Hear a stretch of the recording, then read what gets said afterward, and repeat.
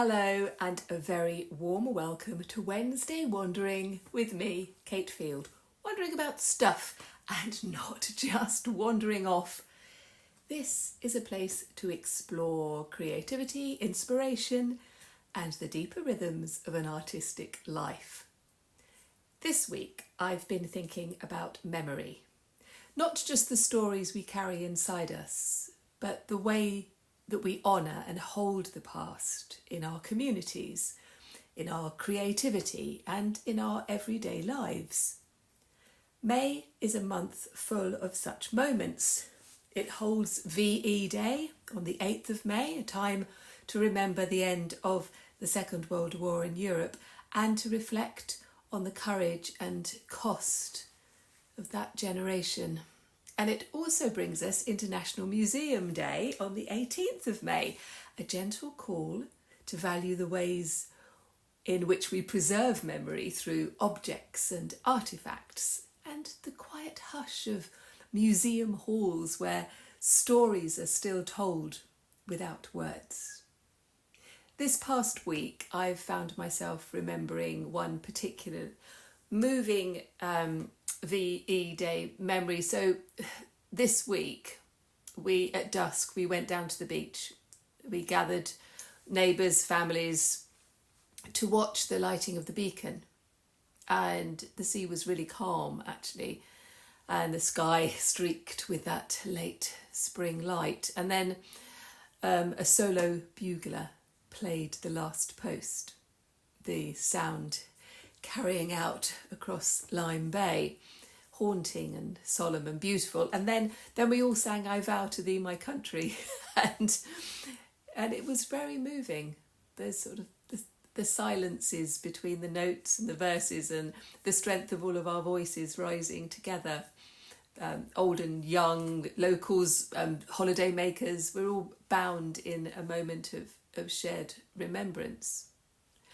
And my beloved parents, now in their 80s, were very much part of that generation shaped by the war and its aftermath.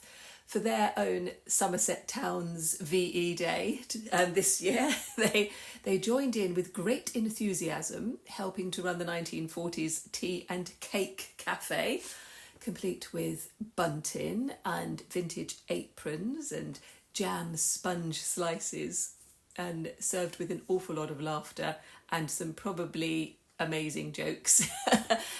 They love this kind of thing, and I think it's just wonderful to bring that sort of moments of community together. It's not just about nostalgia, is it? It's about connection. These memories help us to stitch the past to the present, to reel those threads in that link us across time. And that's what museums do. When they're at their best, whether it's a grand city museum or a tiny little local collection of letters, uniforms, of photographs, of forgotten kitchen items, museums offer us ways to honour those who came before, not just the famous or the heroic, but the ordinary people whose lives shaped our own.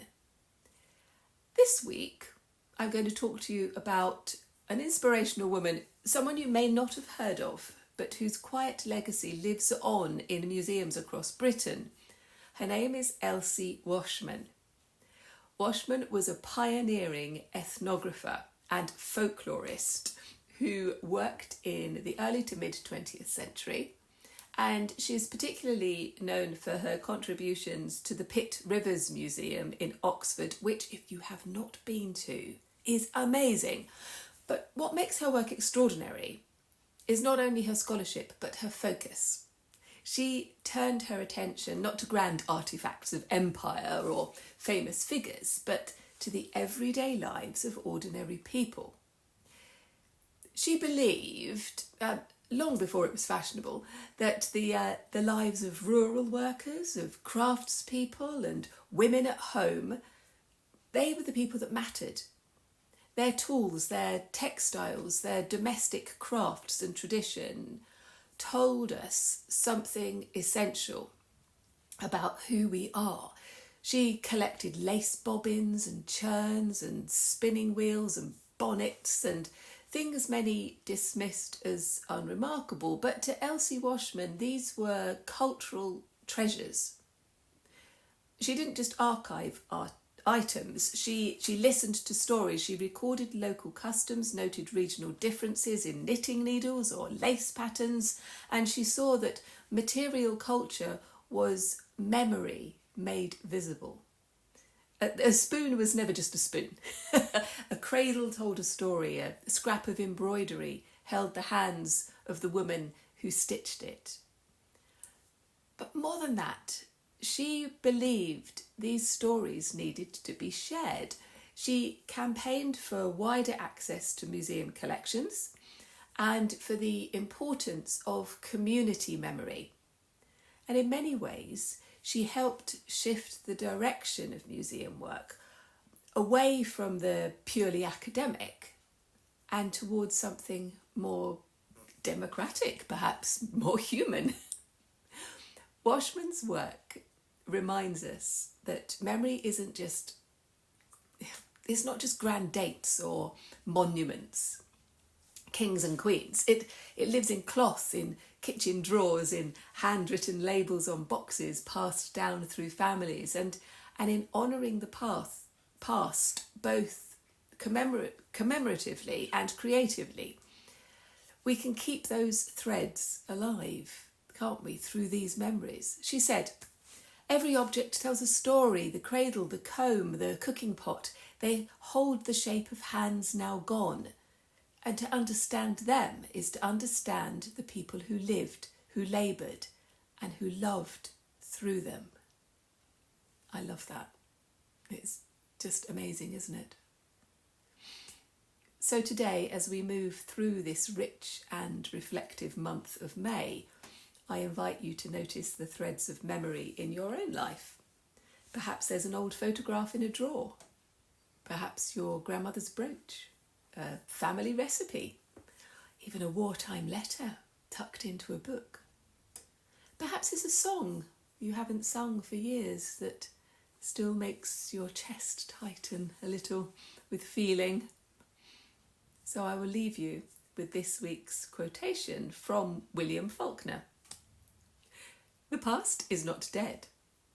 It is not even past. And here's a little creative prompt for the week. Choose an object from your home. It could be a teacup, a photograph, a shell, and write a short reflection on the memories that it holds. What stories does it quietly keep? And thank you for joining me for this week's Wednesday Wandering, and let us walk gently with memory, not to weigh us down, but to remind us who we are and where we come from. And may we honour the past, not only with silence and song, but by living kindly with gratitude in the world that they passed on to us. So, until next time, keep wandering, keep creating, and keep tending to the stories that matter. Bye-bye.